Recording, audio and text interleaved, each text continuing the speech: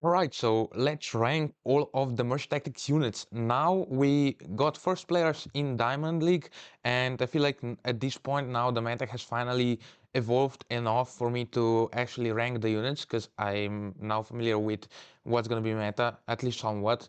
I'm sure things will change a little bit, but let's start with this. So Knight, I feel like Knight had a little bit of a jump from last season because he is now, I mean, he was already part of Juggernaut synergy, but now that synergy is becoming way more popular and it's kind of strong. He did get nerfed yesterday, but I feel like he's still really strong, and he's just a good starting unit. He's just like a safe unit to have down on the board. And then we've got Archer. I don't know. Archer, I feel like Rangers now are not as popular as they were last season. She's also not used in Clan anymore because Clan is just not that popular anymore. And I don't know, I feel like there are better options to start off other than Archer, but she's still a 2 elixir unit. She has a good set of synergies, so she can still definitely help you. So I would say she's like a good midfield unit, and I might change my mind later. If I change my mind throughout the video, if I'm gonna compare the troops and I decided they're not on the same level, then I'll just change them later and give you the reasoning for that. And then we have the goblins. I feel like now more than ever it is important to start a game with goblins if you have a chance, because now there's even more units, so any elixir advantage is super important. Otherwise the game are really pretty much gambling at this point. So I would actually, like, not even kidding, rank both goblins S tier. It doesn't even matter if you don't use them late game. It's just the fact that without them you're pretty much losing the game. Like, it's really, really hard to win without playing the goblins early game or mid game, whenever you basically can, except late game, because then you have better options, but that's pretty much it. Then we have the Barbarian. Just like Archer, the clan synergy is not that popular anymore, and although some people are playing the brawler synergy, I just don't feel like it's that used. It's often more used like in 2 out of 4 synergies. So you have, for example, the Mega Knight and the Prince or something like that, or the Mega Knight and the Giant Skeleton. But Barbarian really isn't used that much. And I would say, like, pretty much, I mean, almost every 2 elixir troop is kind of a better option to start off than Barbarian. So I would actually rank him C tier. Um, I don't think any troop is like below D tier, so that's why I'm keeping that the lowest. Then we have Skeleton Dragons. Like, I personally am not convinced by them. I think they're a bad troop. I think their ability to split apart is more often worse for you than good for you. And there is very rare cases when it actually helps me, although it is fun when you get like 6 skeleton dragons down on the board. But I would say that mostly they're not that effective, and it might be a hot take, but I just wouldn't really play them. Even if you go for rangers, you have the archer and you have the dart goblin, and probably combine them with one of the other goblins for the synergy. So, like, Rangers have better options, Undead has better options, and you have better options as to Elixir troops in general. So, in my opinion, not really worth playing that much, besides for merging. Then we have the Wizard. Wizard, I feel like, is really strong. He is in combination with Baby Dragon for the fire synergy, which is why he's played quite a bit. And then also the Mages synergy with Electro Wizard, which turned out to be actually pretty strong, and a lot of people are like using it. But just if we look at his base stats, he does like a fair amount of damage. So I would actually say that for early rounds, especially because he has a splash damage as well, now that he replaced Bomber, I would say that he's actually a fairly decent unit. I'm gonna put him in A for now because I think he's fairly strong, but I might put him in B depending on what else I decide to put there. Then we have the Musketeer. She's a part of Blaster Synergy, and there's actually like a ton of advantages to her with her ability. The first thing actually is just the fact that he can stun 3 units at the same time. But then you have other important factors to that ability. Like, for example, she with that ability can push back Giant Skeleton to the back line, and as he dies there, pretty much your entire lineup is untagged by the bomb. So I would actually put Musketeer in S tier. The blasters are also just really strong right now, and with Noble Synergy you can get 6 out of 6, so if you go for that, that is pretty OP as well. So I think she's just a very well-rounded unit, strong, can help you in multiple scenarios.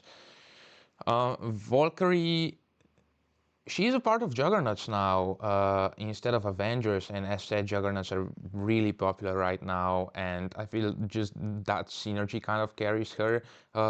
But even if you manage to just get one other clan unit down on the board, with the healing, she has a crazy survivability with Juggernauts, because now she has the shield and the immunity to stun effects. So I would actually argue she's a very solid unit now. Maybe the Juggernauts even benefit her more than Avengers, so I think she might be stronger than last season with that. The Pekka is not used that much. I use her in my own synergy, and I feel like she fits very well in there. She's a decent damage dealer, but I don't see her being used that much outside of it. I personally don't understand why, because she's a good counter to, for example, assassins as well. On the back line, you can pretty much take out the Goblin, the Gold Knight, the Bandit, or whatever they send back there. It's just a good counter, but I feel like I can't put her in A simply because she's not really used that much. Even if I think she's strong, seems like nobody else thinks that. We'll see if that changes throughout the season. Then we have the Prince. Prince fits in Brawler and Noble, so he has like a decent set of traits, but it's not like anything that impressive. But I found myself using him more than last season because I can get knockbacks on some of the Juggernauts, which sometimes allows me to like change what troop my own troops are locking onto. Sometimes that wins me the game, so it's kind of like strategic on which unit you want to knock back. But if you knock back, for example, Giant Skeleton or something like that, or the Goblin Machine, that is super helpful in the game. But I wouldn't say like he's on B tier. I wouldn't say he's as strong as Pekka, but I would say he's stronger than Barbarian. So yeah, I'm gonna put him in there for now. Giant Skeleton, as already a very strong unit, now got a buff to his bomb damage, which is incredibly surprising to me. I think he's one of the best units in the game right now. I just don't still understand his synergy combo. I don't know why Giant Skeleton needs the Brawler synergy. Like, his whole purpose is to die and drop that bomb, damage the enemy lineup, and that's pretty much it. But that gives him an insane amount of survivability, and if they have something that can shoot on your backline, that's basically a loss for you if you go for that synergy. So just because of that, I'm gonna go high A tier, uh, because that synergy still makes no sense to me. Then we have the Dart Goblin. I feel like the Dart Goblin now, uh, the range buff actually is really noticeable. I feel like that's a very decent a thing that he's now got going for him, and I would argue that he's, because of that, in a better position than he was last season. Even though Rangers are not as meta, so just a unit by himself, he's better than last season, but in this meta, he's not as strong because the Rangers aren't meta, and maybe that will change. But for now, I'm just gonna put him next to Archer. I feel like that's fair. Then we have the Executioner. It's funny because I feel like out of the Blasters units, he's now the least used. But I'm playing Blasters and I'm playing Musketeer and Baby Dragon most often. That's like the main Blaster combo you go for. But I would argue that it's actually really matchup dependent. I like to have my Executioner on the bench just as a backup in case I end up in a matchup where he benefits me more than Musketeer. A good example of that is if the opponent has Witch. If the opponent has Witch, Musketeer is pretty much useless because she's going to be wasting her shots on the skeletons, while Executioner can chain through those skeletons and get a lot of value. So I don't think he's on the level of Musketeer because he's really matchup dependent, but I would argue he can be really strong in certain scenarios. Electro Giant, if you ask me, was kind of a disappointment. A lot of people were saying, including myself, that he's really strong when he came out, especially at 3 stars. But I'm not seeing anyone use him. Pretty much not used at all, which is interesting to me. But because of that, I'm gonna have to put him in C tier. No one is using him. His set of synergy is not that strong. The Electro synergy is not um, as strong as some would hope for. I mean, it's a decent strength for synergy. I wouldn't really buff that, but I just feel like currently there are way better options than that, and you're just kind of wasting a spot. It might be just units themselves as well. His ability takes so long to charge that he's often dead before he can get that ability off, and because of that, the synergy doesn't really get the value back for his wasted potential. Then we have the Witch. A lot of people are saying she's bad. I disagree. I think she's really strong. She even got buffed now, so at 3 stars she spawns 4 skeletons. I have games where the entire board is full of skeletons and they can't do anything. In my opinion, she's in a really good spot. Um, but there are some fair points against them. If you play Witch, you have to be aware of a situation where, for example, Skeleton King can turn her skeletons into his own skeletons, or for example, Baby Dragon and Wizard Witch with splash damage are, I mean, it can actually hurt you if you go up against that. Um, but I mean, there are other matchups where if you have Witch, that basically just her by herself wins you the matchup. For example, as a distraction for Goblin Machine, or as a blocking mechanic for Musketeer or Electro Wizard. So it's kind of a 50-50, but I would argue in most matchups it actually benefits you, and her fitting in on that synergy helps you out as well. So I would put her in A tier. Baby Dragon, he got a nerf a little bit to his HP and a nerf to his range as well. But when he came out, he was basically the most broken troop in the entire game. Right now, though, like maybe he's still the strongest troop in the game, but I'm not sure about that. Some may say yes. I'm not feeling that anymore, but there are scenarios where he seems absolutely broken and you actually just win the game because of him. I feel like it would be just wrong to not put him in S tier right now. That's just my opinion. Rangers, I mean, Princess now in Noble and Rangers, right? And she's pretty much the same as every other ranger. The noble synergy is not any better than. Wait, actually, I want to put Dart Goblin here because he's in a Goblin synergy. It's the same as these two. I didn't rank them that high last season, but I am this season because the Goblins are super important now, and it goes the same for Dart Goblin. That can basically it can get you to the point where you can win the game if you just get 1 or 2 merges because of the Goblin synergy. But Princess is going here right there with Archer. Electro Wizard was really used at the start of the season, but he's not as used that now. I'm not sure. Maybe he just doesn't fit in that many synergies. But I would actually expect that he would be used in some synergies like Juggernauts. I saw some guys playing Juggernaut mages, but I feel like there are better options for that. Or like apparently most people do because he's just not used that much. But he seemed very strong when he came out like a few days ago when the season came out. He was probably one of the strongest units, but now the meta quickly shifted to counter him, and now most people know how to counter him, and he just flopped completely.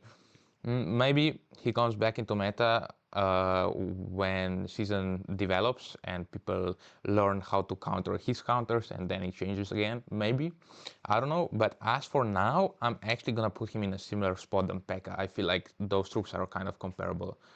Um, Mega Knight, Mega Knight, Mega Knight is just the kind of troop that always gets you value. in merge tactics as well as the regular Clash Royale, he will just you can put him down and he will do his stuff. So because of that, he's stronger than Pekka. He's also used more than Pekka. He gets you the Aces synergy. He has the Brawler synergy, and he like one of the best tanks in, if not the best tank in the game. Probably just up there with those units as well. Then we have Royal Ghost. He is an assassin, and assassins are pretty popular right now. So I mean, assassins still to this day, I feel like they're kind of a 50-50. They're a hit or miss.